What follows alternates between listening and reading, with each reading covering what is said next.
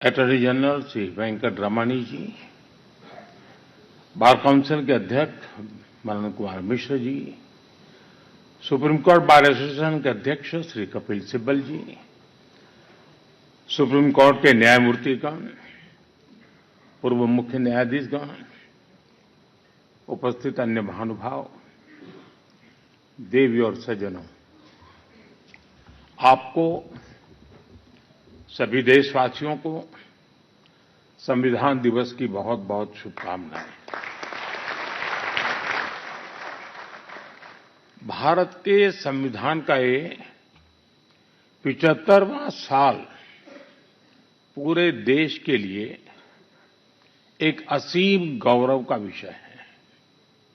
मैं आज भारत के संविधान को, संविधान सभा के सभी सदस्यों को आदरपूर्वक नमन करता हूं। साथियों, हम लोकतंत्र के इस महत्वपूर्ण पर्व का जब स्मरण कर रहे उस समय ये भी नहीं भूल सकते कि आज मुंबई में हुए आतंकी हमले की भी बरसी है। इस हमले में जिन व्यक्तियों का निधन हुआ, उन्हें मैं अपनी श्रद्धांजलि देता हूं। मैं देश का ये संकल्प भी दोहराता हूं कि भारत की सुरक्षा को चुनौती देने वाले हर आतंकी संगठन को मुंह तोड़ जवाब दिया जाएगा।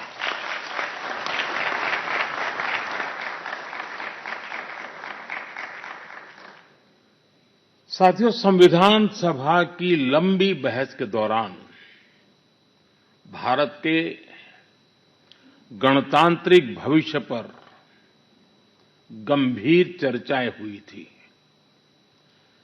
आप सभी उस डिबेट से भलीभांति परिचित हैं और तब बाबा साहब आंबेडकर ने कहा था, Constitution is not a mere lawyer's document. Its a spirit is always the spirit of age. जिस स्पिरिट की बात बाबा साहब कहते थे, वो बहुत ही अहम है। देश काल परिस्थिति के हिसाब से उचित निर्णय लेकर हम संविधान की समय समय पर व्याख्या कर सकें, ये प्रावधान हमारे संविधान निर्माताओं ने हमें दिया है। हमारे संविधान निर्माता ये जानते थे कि भारत की आकांक्षाएं, भारत के सपने समय के साथ नई ऊंचाई पर पहुंचेंगे। वो जानते थे कि आजाद भारत की और भारत के नागरिकों की जरूरतें बदलेगी, चुनौतियां बदलेगी। इसलिए उन्होंने हमारे संविधान को महज कानून की एक किताब बनाकर नहीं छोड़ा, बल्कि इसको एक जीवंत, निरंतर प्रवाहमान धारा बनाया। साथियों, हमारा संविधान हमारे वर्तमान और हमारे भविष्य का मार्गदर्शक है। बीते 75 वर्षों में देश के सामने जो भी चुनौतियां आई हैं, हमारे संविधान ने हर उस चुनौती का समाधान करने के लिए उचित मार्ग दिखाया है। इसी कालखंड में आपातकाल जैसा समय भी आया और हमारे संविधान ने लोकतंत्र के सामने आई इस चुनौती का भी सामना किया। हमारा संविधान देश की हर जरूरत, हर अपेक्षा पर खरा उतरा है। संविधान से मिली इस शक्ति की वजह से ही आज जम्मू कश्मीर में भी बाबा साहब का संविधान पूरी तरह लागू हुआ है।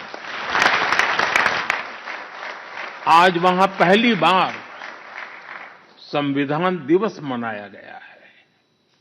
साथियों, आज भारत परिवर्तन के इतने बड़े दौर से गुजर रहा है, ऐसे अहम समय में भारत का संविधान ही हमें रास्ता दिखा रहा है, हमारे लिए गाइडिंग लाइट बना हुआ है।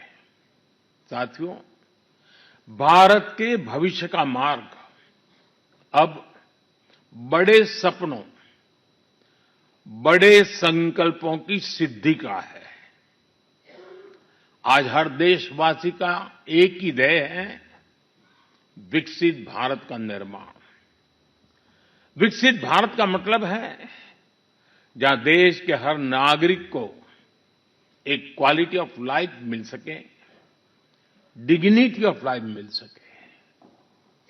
ये सामाजिक न्याय, सोशल जस्टिस का भी बहुत बड़ा माध्यम है और ये संविधान की भी भावना है।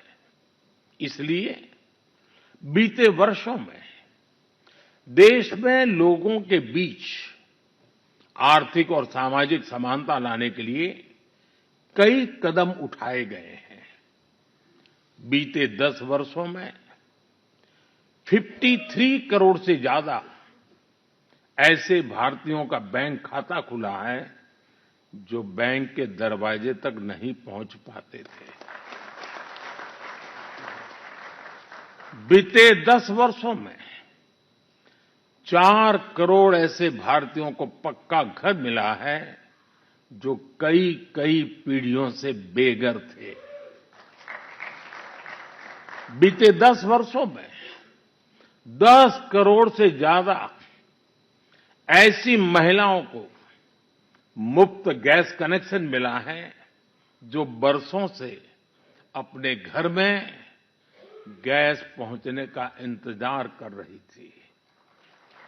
हमें आज के जीवन में बहुत आसान लगता है कि घर में नल खोला और पानी आ गया, लेकिन देश में आजादी के 75 साल बाद भी सिर्फ 3 करोड़ घर ही ऐसे थे जिनमें नल से जल आता था।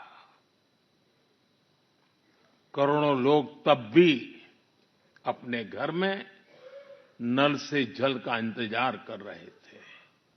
मुझे संतोष है कि हमारी सरकार ने 5-6 साल में 12 करोड़ से ज्यादा घरों को नल से जल देकर नागरिकों का और विशेषकर महिलाओं का जीवन आसान बनाया है, संविधान की भावना को सशक्त किया है। साथियों, आप सभी जानते हैं कि हमारे संविधान की मूल प्रति में भी प्रभु श्री राम, माता सीता, हनुमान जी, भगवान बुद्ध, भगवान महावीर, गुरु गोविंद सिंह जी सभी के चित्र हैं।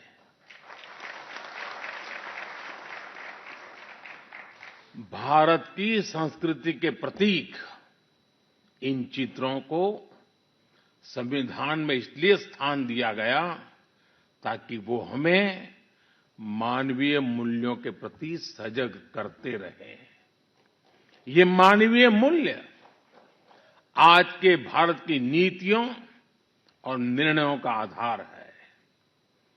भारतीयों को त्वरित न्याय मिले, इसके लिए नई न्याय संहिता लागू की गई है।